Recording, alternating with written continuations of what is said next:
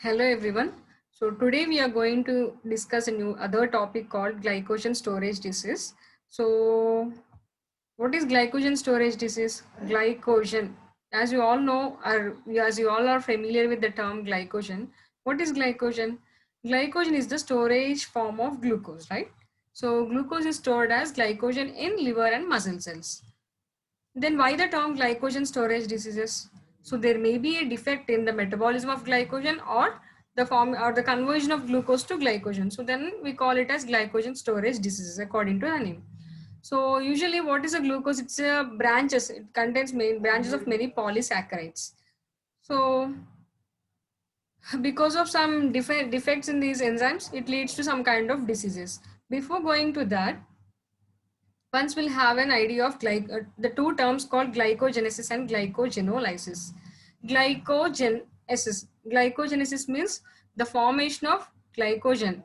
Where this glycogen is formed from, this glycogen is formed from glucose. That we call it as glycogenesis.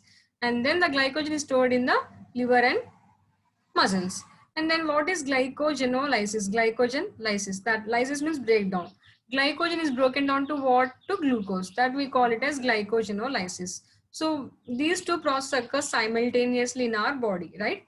So when glycogenesis will be done, more amount of glucose is present, but that is not required for our body to utilize. So then that excess glucose, whatever it is there, it will be stored as glycogen.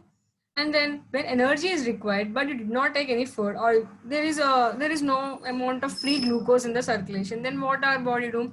It will take, or it will the glycogen which is present in the liver and muscle cells, it gets broken down and gets converted into glucose, and then it is utilized by the cells. So these two processes occur simultaneously depending on the requirement. So example of glycogen genolysis is mostly in times of, during the times of fasting, we need some energy. You are not taking food. Then where do you get this energy from? During that times, glycogenolysis will be taken place. Okay. So then what is glycogen storage disease according to standard definition? It is a genetic condition in which the body has lost its ability, or it has a problem and is not able to store or break down the complex sugar glycogen particles. So when it is unable to convert into glycogen, or when it is unable to break down the glycogen, we call it as glycogen storage disease. So before going to glycogen storage diseases, we must have a clear cut of idea of glycogenesis and glycogenolysis and what are the enzymes which are involved in this process. In the lysosome, glycogen is converted into glucose in the presence of enzyme called alpha-1 glucosidase enzyme. So here in brackets it is there that GSD2. So all these are the enzymes which all these are the enzymes, and these are the diseases. GSD2 is a disease. Okay, and then in this takes place in the lysosome. Okay,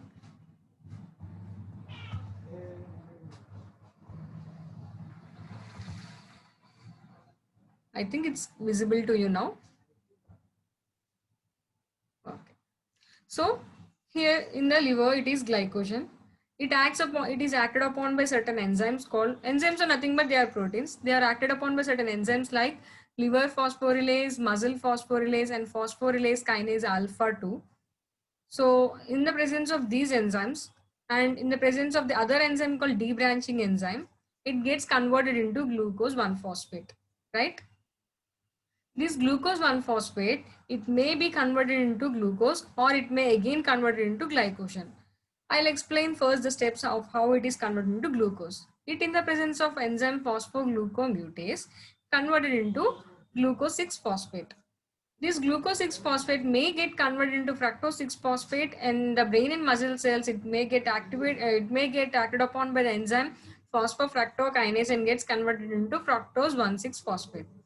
But when it enters into the liver, it gets acted upon by two enzymes called glucose 6-phosphatase and glucose 6-phosphatase transporter in the liver, and then it gets converted into glucose. Once the glucose is generated, is produced, it gets entered into systemic circulation, and thereby it reaches each and every cell, which and then it gets utilized for the production of energy. If this process is not taken place, even a part of it is converted, again a few amount of glucose is left over, then it gets converted into glycogen by converting glucose 1-phosphate to UDPG, and then it is acted upon by certain enzymes called glycogen synthase and branching enzyme, and then converted into glycogen. So we have, before we come to know about this glycogen storage disease, you should be perfect with this mechanism. Like you should be having a clear idea on what are the enzymes which are present in this mechanism. Okay, so it may be genetic and acquired. Mostly this disease is a genetic disease. Sometimes it may be acquired due to intoxication by certain chemicals and alkaloids. So it mostly affects the liver and muscles because glycogen is stored itself in the liver and muscles. Because deficiency of these causes, defects in these cause mainly affects liver and muscles, and also it affects other cells of the body. As you know that simple units of glucose, they undergo branching and gets converted into glycogen. From glycogen to glucose, if it is converted, then we call it as glycogen metabolism. In the presence of certain enzymes, this will be taken place. You can go through this later when you study this slide. And it may be of different types, that is infantile, juvenile, and adult. So depending on the onset of the disease at what age, we are divided these into three types. Infantile means during the birth, juvenile means when you're adolescent, adult means when you're grown up, that is late onset.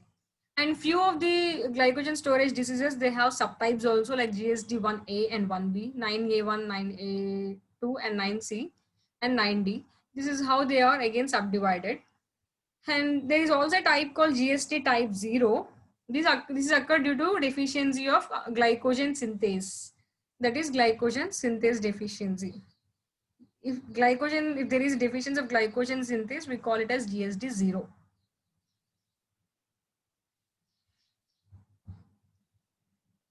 And GSD type 8, previously it was called as GSD type 8, but now it is called as X-linked recessive inherited, so it is termed in the other condition. And GSD type 11, that is Fanconi-Bickel syndrome, previously it was considered as GSD, but now it is not considered as a GSD. And GSD type 14, it's a congenital disorder of glycosylation. It affects the phosphoglucomutase enzyme. Again, I'll show you that enzyme. Phosphoglucomutase enzyme. This enzyme is affected in case of GSD type 14. So this is a list of what are the different types of GSDs and what are the organs that are affected by that kind of GSD. The GSD type 0 is also called as Lewis disease. GSD type 1, von Gerkes disease. Type 2, Pompe's disease. Type 3, Ford-Base-Corey disease. Type 4, Anderson's disease. Type 5, McArdle's disease. Type 6, Her's disease. Type 7, Tarwe's disease. Type 9, it don't have any other name. Type 11, Fanconi-Bickel syndrome. So what are the organs? If you see the list of all these organs, mostly liver, kidneys, muscles are affected, except in McArdle's disease. Here skeletal muscles are affected, and also in Torres disease, skeletal muscles are affected, and liver, kidneys, and disease. So you can go through this chart like which organs are affected. And the other is, here is a chart which explains a clear cut idea of each and every type of GSDs. So here it is mentioned like types of the GSDs, and these are the defective enzymes. These are the organs affected, and how does the structure of the glycogen get affected, and what are the clinical features. So type 1 von Gerkes disease, it is caused due to glucose 6-phosphatase deficiency. Again, I'll show you in this diagram. Glucose 6-phosphatase deficiency. It occurs in the liver, right? This is von Gerkes disease. It occurs in the liver. It will affect glucose 6-phosphatase enzyme. Because of this defective enzyme, glucose 6-phosphate is not converted into glucose, thereby affecting glycogenolysis. Okay. So as it is occurring in the liver, it affects liver and kidney. And because of this, there will be increased amount of glycogen. That means as glycogen is not converted into glucose, there will be more amount of glycogen, and the structure of the glycogen will be the normal. And what are the clinical features? There will be massive enlargement of the liver because of excess accumulation of the glycogen, and there will be hypoglycemia and hyperuricemia and all. And then type 2 is Pompe's disease. It occurs due to deficiency of alpha-1,4-glucosidase enzyme, which is present in the lysosomes. Clear? And then it affects all organs. And then the symptoms will be like cardiorespiratory failure, which causes death. Usually occurs in the below age 2 years. That means it's a infantile disease. And type 3 is Cory's disease. It occurs due to deficiency of debranching enzyme, that is amylo 1,6-glucosidase enzyme. This is, that is type 3, GSD type 3. It causes the symptoms like type 1. Type 4, it is caused due to deficiency of branching enzymes. This is the branching enzyme, that is GSD4. And then GSD5, McArdle's disease, it affects the skeletal muscles. It is caused due to deficiency of phosphorylase enzyme, which is present in the muscles. So as it takes place in the muscle, it also affects the muscles. So the structure will be normal. There will be increased amount of glycogen, and the clinical features are a decreased ability to perform strenuous exercises because of painful muscle cramping. So if there is a deficiency of this enzyme, if they do a small kind of activities, they will be having cramps in their muscles. Otherwise, the patient is normal. And then type 6 is due to deficiency of phosphorylase enzyme again, and it occurs in the liver, and 5 occurs in the muscle. There will be increased amount of glycogen. The symptoms will be almost similar. And type 7 is due to deficiency of phosphofructokinase. So it also takes place in the muscle. It also affects the muscle. I'll show you phosphofructokinase. This is the phosphofructokinase enzyme in the brain and muscles. So like type 5, the symptoms will be similar.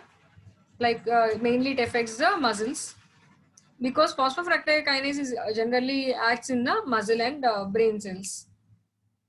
And then type 8, phosphorylase kinase, it takes place in the liver. It increased amount of normal structure. It causes symptoms like mild liver enlargement and mild hypoglycemia. Phosphorylase kinase. Phosphorylase kinase is deficient in case of GSD type A. In type 6, liver phosphorylase deficient. Type 5, muscle phosphorylase is deficient. So this is and type 4, branching enzyme. So once you have to have a clear idea of all these enzymes and what is the disease accompanied by the deficiency of that disease. If you have a clear idea of this chart, everything will be clear. Again, no need of studying again and again. So I'll show you.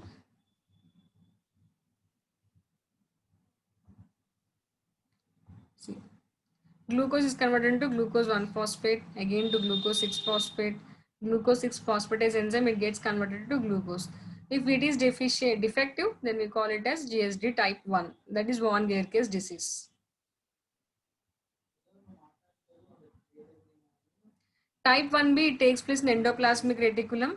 The presence of enzyme glucose 6-phosphate transporter. This is here down. I'll show you that also. This is type B, glucose 6-phosphate transporter. Deficiency of this is seen in case of GSD 1b. So name is von Gerke's disease. It's the most common type of GSD seen. It is an autosomal recessive disease. Clinical features are fasting hypoglycemia that does not respond to stimulation by adrenaline, hyperlipidemia, lactic acidosis. As there is no glucose production, aerobic respiration does not take place, and aerobic respiration takes place and it leads to lactic acidosis, ketosis, and hyperuricemia and hepatomegaly. So these are the clinical features. Type 2 Pompe's disease, deficiency of lysosomal alpha 1,4-glucosidase enzyme, or it is also called as acid maltase. The clinical features are lysosomal glycogens accumulation in multiple tissues and cell types, with cardiac, skeletal, and smooth muscle cells being most severely affected. Mostly it causes cardiorespiratory failure, as I explained you in that chart. Type 3A enzyme is liver and muscle debranching enzyme. It causes liver enlargement, myopathy, and accumulation of dextrin. Type 3B is liver debranching enzyme. It also causes enlarged liver in infants.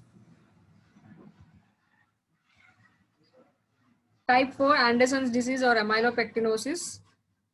It is caused due to a deficiency of a defect of branching enzyme. Clinical feature is it causes enlarged liver and spleen.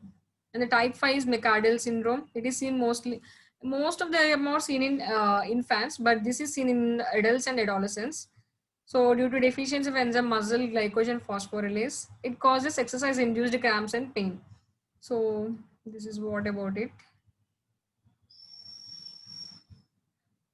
So we have to study this chart. Only this table is enough for you to have a clear idea of this GSD's topic. So if somebody asked you write about GSDs, just you have to write down this chart, and you have to draw this flow chart, this and then this, and then later on depending on this you can explain clearly what is what. Okay, I hope the topic is clear for you, and thank you. If you have any doubts you can ask me. Thank you everyone.